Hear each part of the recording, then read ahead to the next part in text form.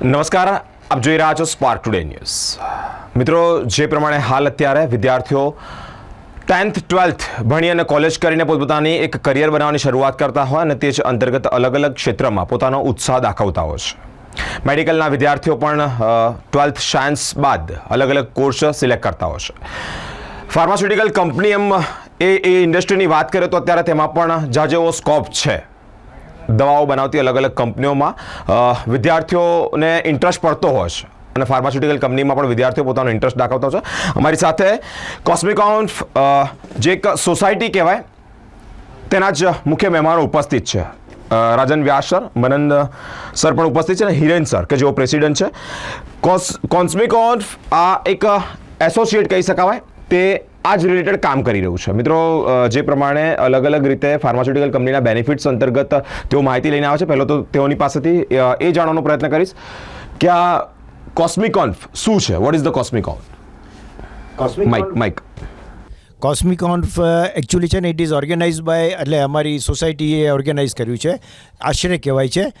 That is American Society of Heating, Refrigerating and Air Conditioning Engineers, અને ISHRAE Vadodara chapter, that is Indian Society of Heating, Refrigerating and Air Conditioning Engineers. અમે air conditioning જે pharmaceuticals માટે જેટલું important છે એના base માટે એ લોકોની information share કરવા માટે એક આ કોન્ફરન્સ યોજી છે. અને સાથે સ્ટુડન્ટ્સને, જેમ સાહેબે કીધું એ પ્રમાણે સ્ટુડન્ટ્સને બી 12મા અને 10માવાળા પાસ થાય પછી એ લોકોને કઈ રીતે આ ફાર્માસ્યુટિકલમાં જોબ મળી શકે, એટલા માટે અમારા હિરેનભાઈ છે એ તમને બીજી બ્રીફ બી આપશે કે કયા એક્રેસિવ પ્રમાણે અમે કયા કોર્સિસ કરીએ છીએ કે જેમાં 10 ને 12માના છોકરાઓને ફ્રીમાં ટ્રેનિંગ આપી શકાય કે કાલે ઉઠીને એ લોકોને જો ફાર્માસ્યુટિકલમાં કંપનીમાં જોબ લેવી હોય તો એ કામમાં આવી શકે. એ પ્રમાણે હિરેનભાઈ, તમે નમસ્કાર મિત્રો, મારું નામ હિરેન શાહ છે, પ્રેસિડન્ટ ઓફ ઈશ્રે વડોદરા ચેપ્ટર.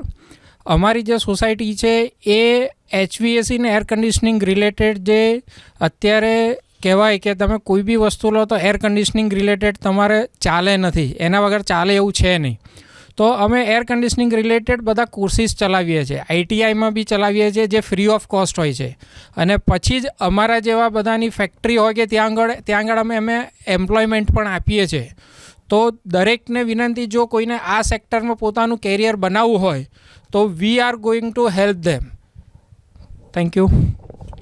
અને અમારી સોસાયટી છે ને એર કન્ડિશનિંગના સ્પેશિયાલિસ્ટની જ સોસાયટી બનેલી છે. એઝ યુ સેડ કે Indian Society of Heating, Refrigerating and Air Conditioning Engineers. એટલે જે બી નોલેજ અમે ઇમ્પાર્ટ કરીએ ને એ it is very authentic on air conditioning side પર.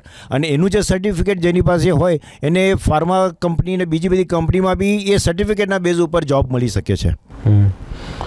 સર, શું કહેવા માંગો છો? 7મી અને 8મી માર્ચે એક કોન્ફરન્સ રાખ્યું છે, કયા પ્રકારની માહિતી આપ પ્રોવાઈડ કરવા માંગો છો?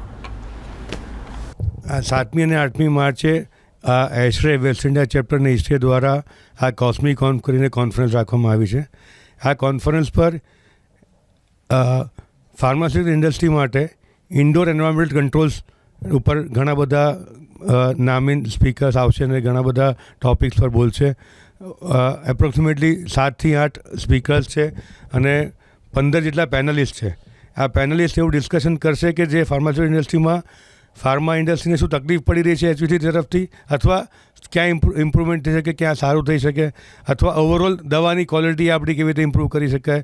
કારણ કે HVAC ઇન્ડસ્ટ્રી અને આપણી દવાની ક્વોલિટી બંને સાથે સાથે જાય છે. અને આજકાલ આપણી દવાઓ ઘણા બધા દેશોમાં એક્સપોર્ટ થાય છે.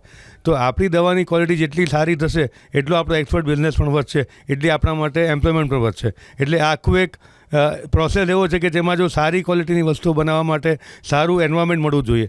એ એન્વાયરમેન્ટ સારું બનાવીશું એટલું સારું આપણને પ્રોડક્ટ બનશે. એની સાથે સાથે જેટલા કંટ્રોલ્સ સારા હશે એટલી એફિશિયન્સી વધારે સારી આવશે. કારણ કે આ એર કન્ડિશનિંગ એટલું બધું પાવર કન્ઝ્યુમ કરતું હોય તો એ આજકાલ મોડર્ન કંટ્રોલ્સ એવા મળે છે જેનાથી ઓવરઓલ તમે એફિશિયન્સી વધારી શકો. એ બધા ઉપર ઘણા બધા વાતો થશે, ઘણા બધા સ્પીકર્સ બોલશે અને એ નોલેજ બધાને આપવામાં આવશે. ઓકે સર, 10th અને 12th ક્લિયર કર્યા પછી વિદ્યાર્થીઓને એમ પણ સાંભળ્યું છે આ સોસાયટી એક લેવલે સપોર્ટ પણ કરે છે ટ્રેનિંગ આપવામાં એર કન્ડિશનિંગના. શું કહેવા માંગો છો? તમે સાચું કીધું. એમાં એવું છે કે અમારી પાસે એક અમે આવા નોર્મલી આખા વર્ષ દરમિયાન આવા કોર્સીસ કરતા હોઈએ છીએ જે હાયર લેન્ડ લેવલના કોર્સીસ હોય છે. અને આ જે ITIને જે તમે કીધું એમ્પ્લોયમેન્ટ માટે, તો અમારો એક કોર્સ હોય છે જેને કહેવાય છે એક્રિસો. એટલે બેઝિકલી એ એર કન્ડિશનિંગને કેવી રીતના સર્વ કરવું એ બેઝિક લેવલ જે છે એર કન્ડિશનિંગનો કોર્સ છે.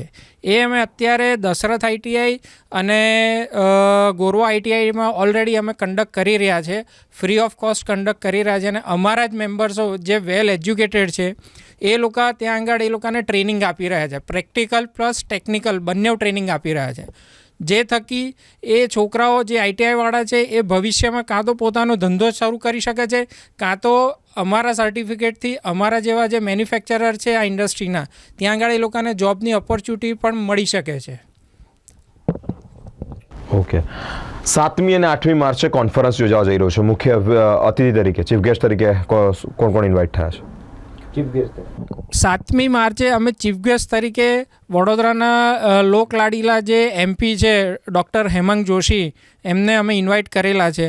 કારણ કે શું છે કે ગવર્મેન્ટ સેક્ટરમાં બી આનો પ્રકોપ કરવો જોઈએ. કારણ કે શું છે, અત્યારે જે ફાર્માસ્યુટિકલ ઇન્ડસ્ટ્રી જે વધી રહી છે અને વધારે કન્ઝમ્પશન તમે જોવા જશો તો HVACનું જ હોય છે, એમાં ઇલેક્ટ્રિસિટી કન્ઝમ્પશન એના પર જ હોય છે.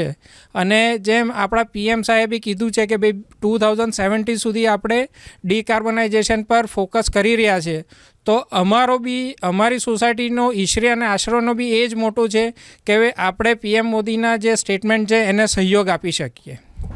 Okay sir, last questions to you. Corporate sector benefits આના રિગાર્ડિંગ શું થઈ શકે છે? કયા પ્રકારની એક ચેન્જીસ આવી શકે છે આ પ્રમાણે આપણી સોસાયટી વર્ક કરે?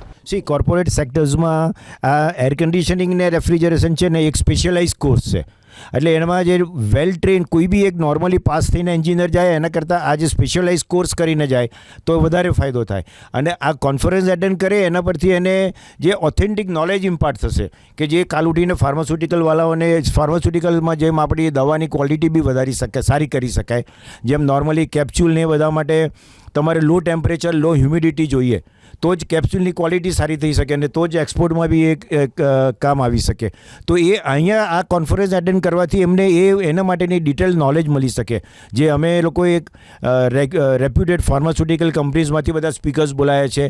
પછી ગવર્મેન્ટની ફાર્માસ્યુટિકલ માટે જે પોલિસી ચેન્જ થઈ રહી છે એટલે એના માટે બી અમે ગવર્મેન્ટમાંથી જે ફૂડ એન્ડ ડ્રગ છે એમાંથી બી સ્પીકર્સને બોલાવ્યા છે.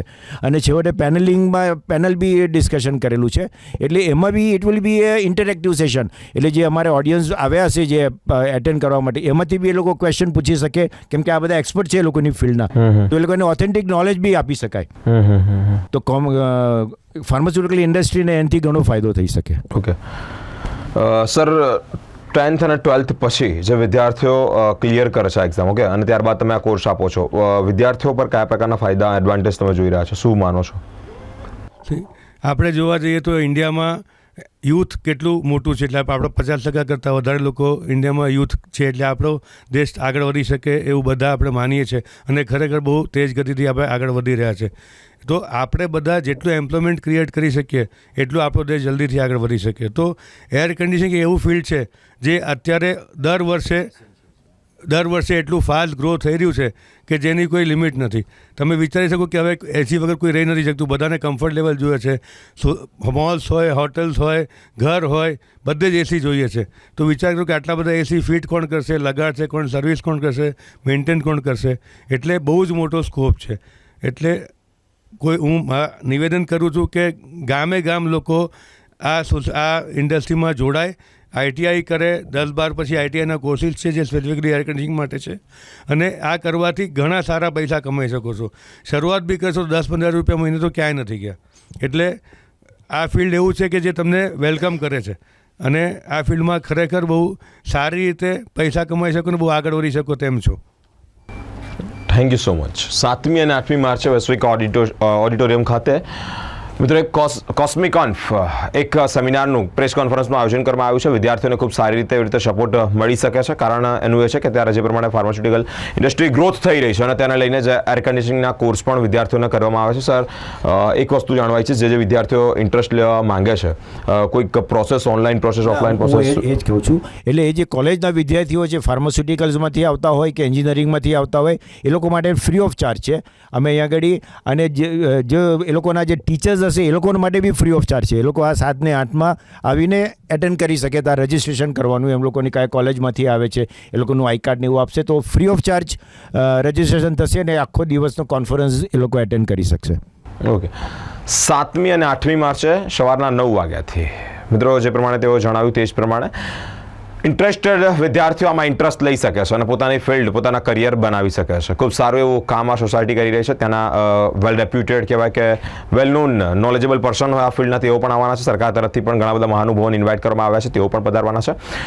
ફાર્માસ્યુટિકલ ઇન્ડસ્ટ્રી દિવસેના દિવસે જે પ્રમાણે ગ્રોથ થઈ રહી છે અને વિદ્યાર્થીઓને પોતાનું એક કરિયર ઝાઝું મોટું દેખાઈ રહ્યું છે, તે વિદ્યાર્થીઓ પોતાનો ઇન્ટરેસ્ટ દાખવી અને સમયસર અહીંયા ઉપસ્થિત રહે તેવી પણ તેઓ દ્વારા એક અપીલ કરવામાં આવી છે. અલગ અલગ કાર્યક્રમો, અલગ અલગ મહાનુભાવો સાથેની વાતચીત અમે આપ સુધી પહોંચાડતા રહીશું. અમારી સાથે સ્પાર્ક ટુડે ન્યૂઝ પર જોડાયેલા રહો.